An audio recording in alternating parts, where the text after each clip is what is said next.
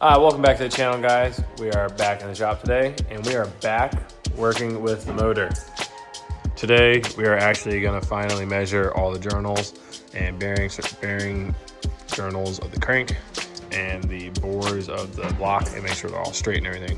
Probably about a month after we took it apart, me and Bonk have both been busy, and Bonk is the one with the tools that we need to do this all. So a night finally lined up where we could both come over, or he could come over and we could work on it. So that's what we're gonna get started with tonight. And then we're gonna jump into more things with the car. Probably gonna start working on the bash bar setup, I think, tonight. My fuel cell also comes in Monday. So I think what I'm gonna do is at least kind of get most of that work done, if not fully done, so that way I don't have to retouch up the area after I cut and put the fuel cell in. So why are we reading 7.5 thou small? Which piston? What number is this? That's number one. Where's your number one piston?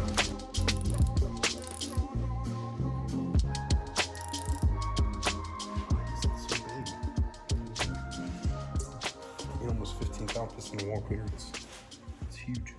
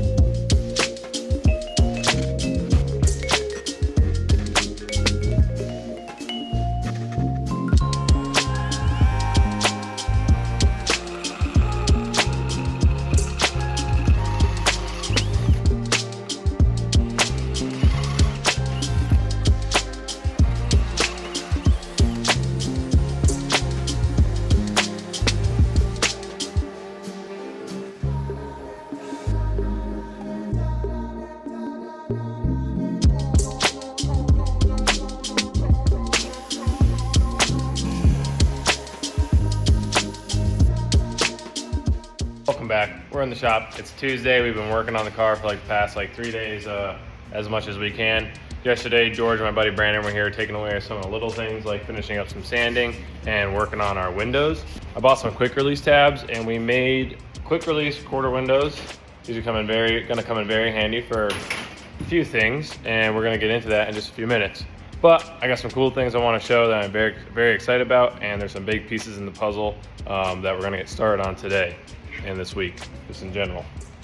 One of those things being is my 6-gallon radium fuel cell, which just came in the other day. Very excited about this. These cars come with a factory 15-gallon fuel tank. Lots of fuel, very heavy, lots of slosh. Just, not ideal for a race car that you're only doing a few laps in and topping off anyways. So to cut some more weight down the car, we're putting a fuel cell in it. It's also gonna help us balance the car more because this will be going on the passenger side behind, or basically where the rear seat would be in the passenger side, which is gonna help balance the car just a lot more. The car was pretty balanced last year, but the left and right weight balance was a little off.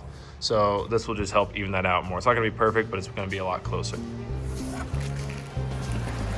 I have to check my build sheet again real quick.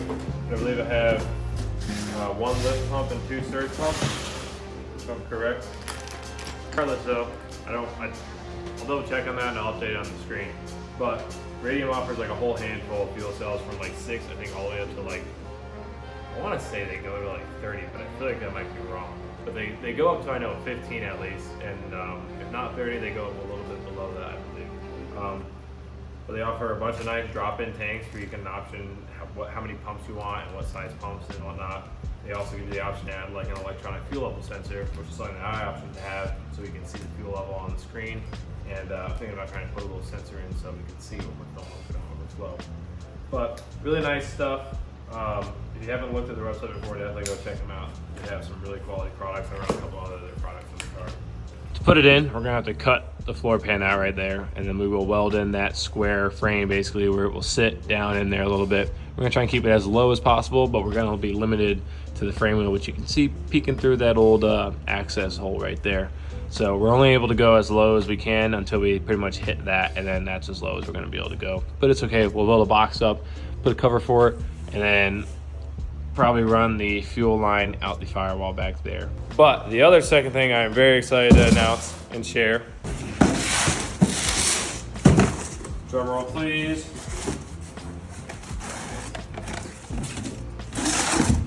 A brand new Viking Pro cool suit tank in a full kit. Huge thank you to them. They sent out a whole one of their new Viking Pro kits. Comes with everything you need to pretty much have a cool suit system in your car. The mounting bracket, the hoses, the lines, the shirt, you name it, it's all there. So I'm super excited to have this in the car. I'm not going to be overheating anymore like we were in Florida last year. And they even just had some of the events in the Midwest, they get really hot. Just being in the car, sitting there gets hot. So if any of you have your own car, you know what it's like, especially ones without AC. If you have AC, that's a luxury, don't delete it. What comes in the Viking Pro kit though, we're going to talk about that real quick. In your kit, you get your lines that you run from the tank to your shirt. They have a couple different shirt options from a vest. Ones that have a long sleeve, short sleeve, white, black. They even offer pants and possibly underwear too. I went with just a regular white t-shirt. And this one is one with an air blower. So you'll put this in line and you'll take your caps, which are a little squished right now from being in shipping, put them over here, and then you'll attach this to your air tube inside your tank, which will then basically pull air through it and cool it off and then pump it into your helmet or wherever else you have your hoses routed in the car. So if you have a helmet with like vent on top, you can use this and it'll help you stay a lot cooler inside your helmet. That's one cool thing. You get a bunch of adapters and just fittings for it. You have all your line, you have your big, probably 3-inch, and then your 1-inch or 1.5-inch. A little screen.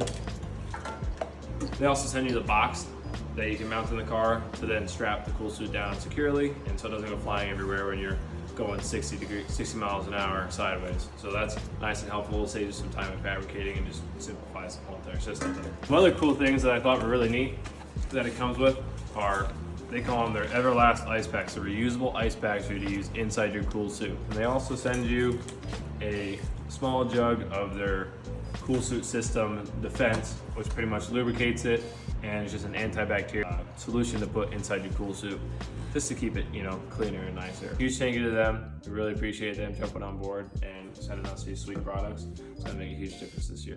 But without further ado, let's jump into getting everything actually in the car. I think right now I'm gonna start with the fuel cell, and then, because that requires some of the most cutting, so we're gonna get dirty in there before we start putting all these nice, new, shiny, clean white pieces in there.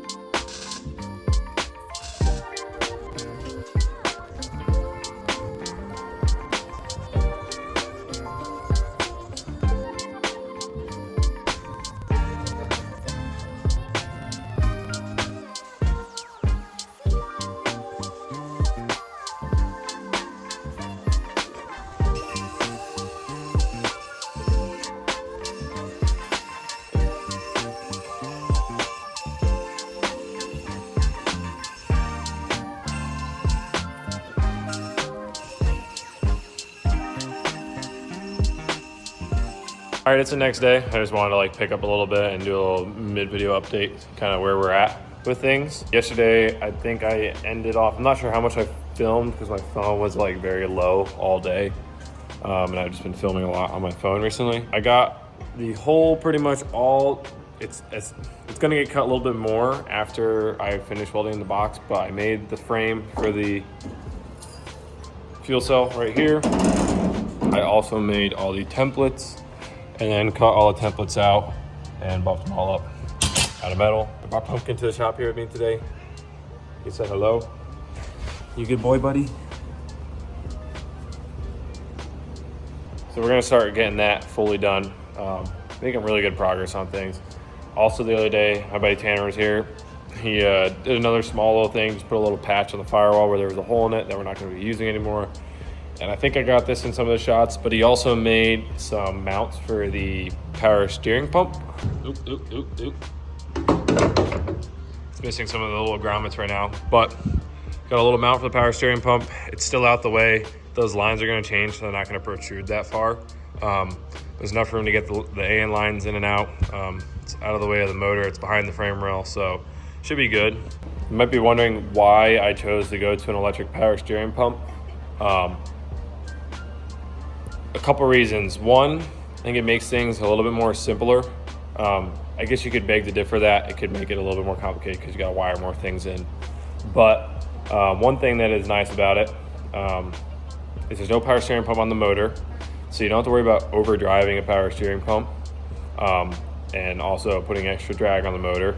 Also, on Coyotes and the GT350s, all S550 chassis actually that these motors came in, all had electric power steering racks. So none of them even had a power steering pump, nor a mount for it, or just a location dedicated for it on the motor.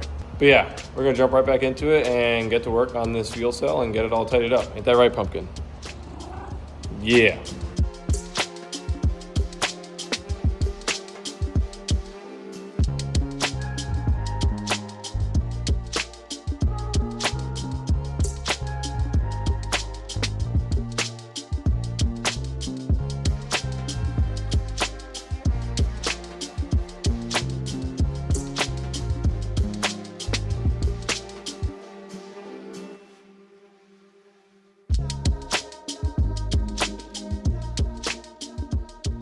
Many hours of grinding, or more welding than grinding later, just cutting and measuring and making templates and whatnot. The main box of the fuel cell is done. I guess I could probably put it in there real quick to show you guys what it's gonna look like. I still gotta build a cover for the top of it and get all that stuff closed up, but I think I'm gonna end the video off here and then continue with it. We're making good progress though. Huge shout out to all the friends that have been helping me. Like, I don't know how far I'd be right now, but it would not be this far if it wasn't for them. So thank you guys. But stay tuned for the next video. Drop a like if you enjoyed it. Make sure to hit that subscribe button, and I'll see you in the next one. Peace.